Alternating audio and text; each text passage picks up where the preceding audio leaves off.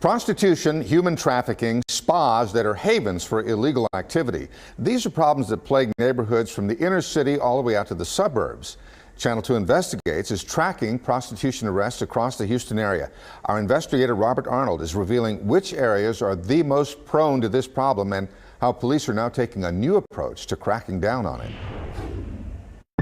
Any day of the week, prostitution is found on city streets and in suburban strip mall spas. The baby wipes and the remaining condoms, and they're everywhere. In Houston, police made nearly 3,500 prostitution-related arrests in the last 2 years. While no part of town is immune, some neighborhoods are hit particularly hard by prostitution and the other crimes that follow, like drugs, robbery, and violence. It's just an increase in crime. By far, the #1 spot for prostitution arrests is here, a 1.3-mile stretch between the Southwest Freeway and the Beltway. Police call it our red light district.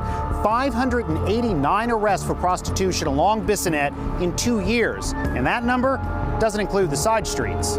Just off Bissonnette, police made close to 100 more arrests on Plainfield, Country Creek, and Club Creek. Will they use your parking lot for sex? Oh, yes, all the time. This woman runs a business on Bissonnette. She didn't want her face shown because constant calls to police earned a pair of gunshots through her front windows.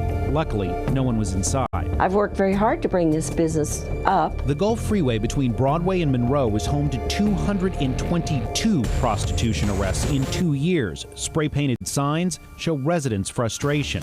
Multiple stretches of the Southwest Freeway add up to another 196 arrests. On the north side, neighborhoods around Airline and 45 saw 178 arrests.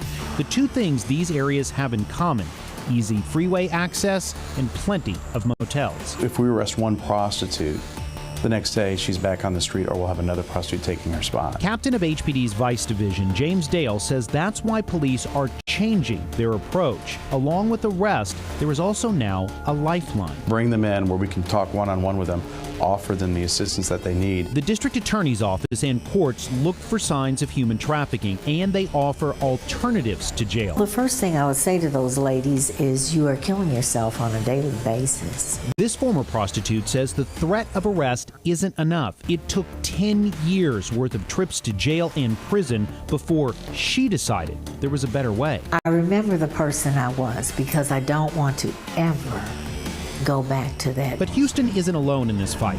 Harris County logged 446 arrests since 2016. In the county, though, prostitution leans more towards strip center spas than street corners.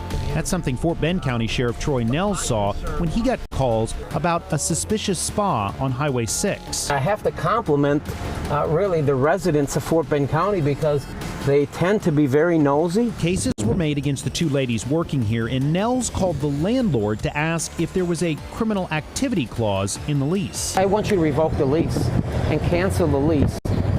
And she said, absolutely. Like with this spa, Nels credits calls from nosy neighbors, with his office only seeing 34 prostitution arrests in 2 years. I think most of the individuals realize you're better off staying out of Fort Bend County. Under the Investigate section of click2houston.com, we've got a map showing you the top areas where prostitution has taken root. We've also got a database for you where you can search the streets around where you live and work to see if prostitution is becoming a problem in your neighborhood.